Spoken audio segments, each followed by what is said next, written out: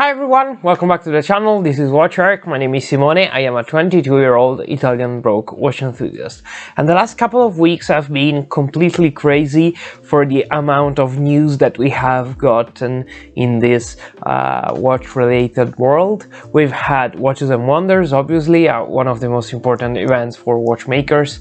We've had newest releases by Rolex, by Tudor, by IWC. A lot of cool stuff have come out, but as you know, in this channel we focus more on the lower end of watchmaking, obviously watches that are less expensive.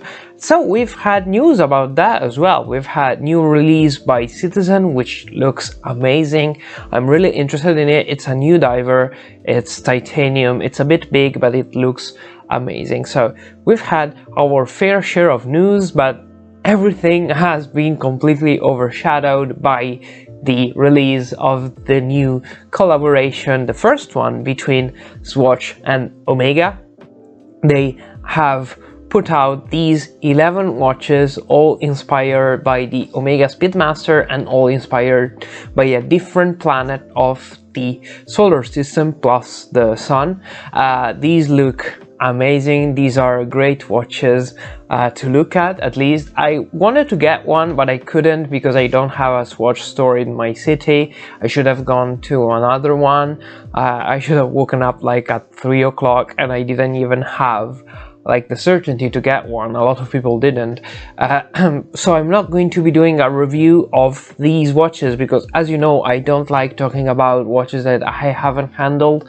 I don't like big lists of 20 watches that you should buy that I haven't handled, but that's I don't want to talk about other stuff. Let's focus on these, and in this video I'm going to try to answer a couple of questions with what I think will happen. So first of all, is this release going to affect the brand of Omega? Is this going to cheapen Omega as a brand? And what does this mean for the affordable watchmaking world in general? How are the other watchmakers in this landscape supposed to answer to this? So without further ado, let's get right into it. So let's answer the first question. I don't really think that Omega will be cheapened as a brand by this release, and I'm going to tell you why. Like, these 11 watches are not proper Speedmaster, even though there's Speedmaster written on the dial and there's the logo of Omega. I don't think that this sale in particular it's going to affect in any way the sales of the real Speedmaster. I would be very surprised if the sale of the Speedmaster went down by an effect of this release. That would be very, very weird. I don't think that's going to happen because these are watches that talk to completely different audiences. Like, one, the proper Speedmaster is for more seasoned watch collectors, people with a lot of money, obviously, because it's a very expensive watch, but people that really appreciate the history and whatever. These are for both people that are real collectors, people that are really interested in watches in general, but are also for the general public to appreciate. Like, these are not very boring and serious watches. These are made of plastic, like not real plastic. It's bio-ceramic, whatever. It's basically plastic. These are in all different colors. There's a blue one, there's a pink one, there's a gray one, there's like a brown one. They all look amazing, but they are not going to affect the sales of Omega in any way, because Omega will keep on selling their more serious watches, and it's going to increase for sure the sales of Swatch, because the next release by Swatch, people are going to pay much more attention to that. So I don't think that this cheapens Omega in any way. In fact, what I think will happen, it will put Omega more out there. Like, if you go out now in the street and ask 20 people what's the most famous luxury watch brand, like 98% of them will answer Rolex because it's all they know. Now they might know Omega as well, because this has made a huge impact in my opinion. Like, I've seen general, normal, average news outlet out there talk about this release because there have been queues outside of shops and whatever. This makes an impact. This puts Omega out there as a brand. A lot of people are going to be aware now that Omega is a brand that makes watches, and they are very sought after by collectors. This is what Omega gains out of this, and Swatch, by putting their name close to such a recognizable historical watch brand, gains a lot of street credibility, like the young people like to say, like myself. So that's what happens in my opinion. Omega gains a lot of notoriety and Swatch gains a lot of credibility in the watch market. So it's a win-win for both of them. But let's answer the second question, which I think it's even more important, at least for me personally. How does this affect the world of affordable watches in general?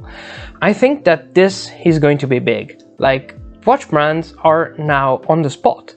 Like, Omega has done a watch for 250 euros. Let's not forget the price tag of those watches. How are they going to reply to this? On one hand, I think that this is such a unique situation that nobody can answer to this. And so this will remain like a one-of-a-kind happening that has happened once and will never happen again. This might be something that happens. And I think that there's a big...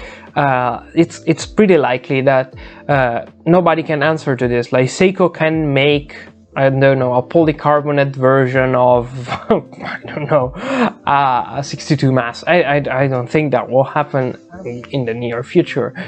But what this does is this brings attention to this lower end. This usually doesn't happen. The last time it has happened, I think it was a lot less, and it was with the Timex Q.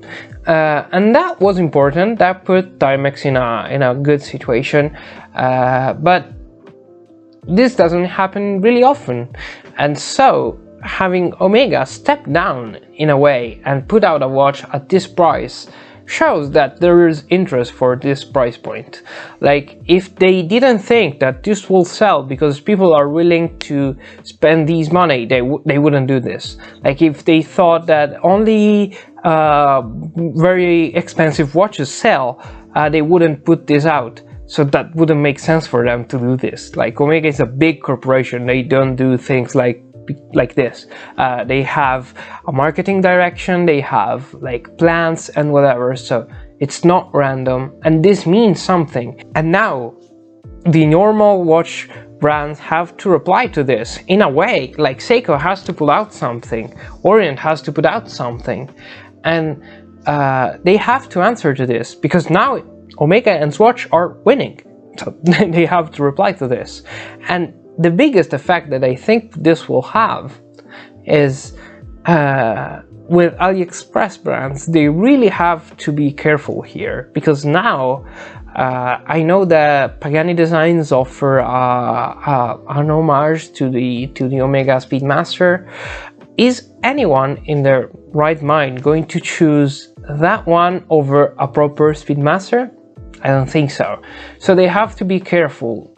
Granted, now it's only the Speedmaster, and probably this will remain like this. There will be no other releases quite like this. But they have to be careful. They are increasing their prices, and I don't think that's warranted, and I don't think that they make sense anymore. And now, if big brands start to put out watches at this sort of price point, they are really on the spot. They have to be really careful, because this might affect them heavily. So this is all I had to say for today. Thank you for sticking till the end of this video. If you liked it, please like it, subscribe if you enjoy this sort of content, and for me it's all. This has been Watch Arc. My name is Simone. I am a 22-year-old Italian broke watch enthusiast.